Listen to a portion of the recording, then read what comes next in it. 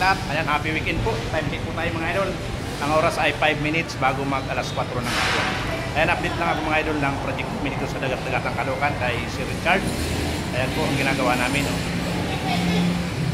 Nandyan si Kabubog Louie. Dito na po kami sa corner nito nagkakabit. Nasa 3rd floor na kami.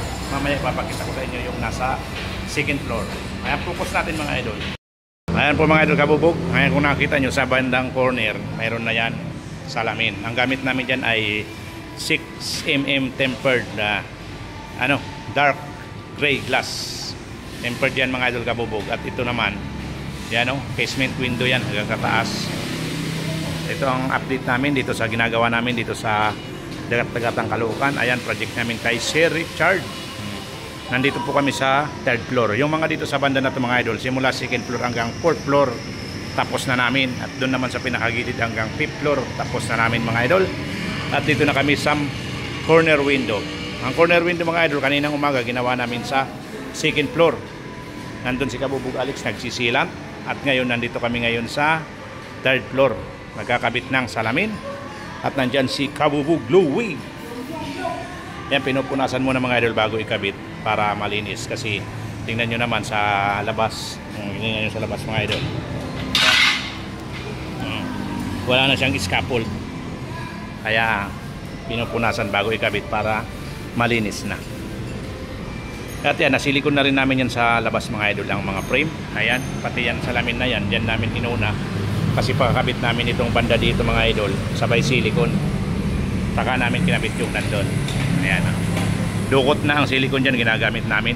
Dukot na lang kasi wala nang ang scaffold. Pero kayang-kaya naman mga idol. At dito si Kabubog Louie. Ayan, yan na ang kinakabitan mga idol Kabubog. Mamaya papakita ko sa inyo yung sa 2nd floor yung ginawa namin kanina. Ngayon kasi mga idol, mayroon doon may sound, makaka-copyright tayo. Kaya dito muna tayo sa taas. At mamaya na tayo magbibigay ng update para doon sa 2nd floor. Ayan, nahihirapan yung dalawa mga idol. Uy.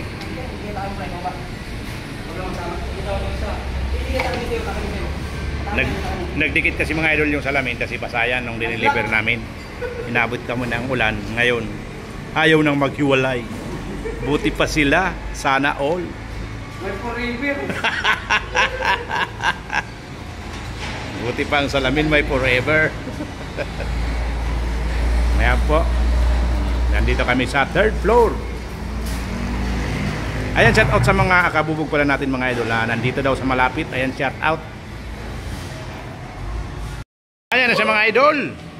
Namin ang salamin mga idol. Ayan sa 3rd floor. Ano nga sa 2nd floor. Nandyan pa si Kabubog Alex. Ilan pa mga idol. Ayan siya. Yan ang ginawa namin mga idol. Ayan, dalawa na yan. Yan yung 4th floor na lang ang wala. Tapos dito sa side. Ayan, dito mayroon na mga idol. Kompleto na yan.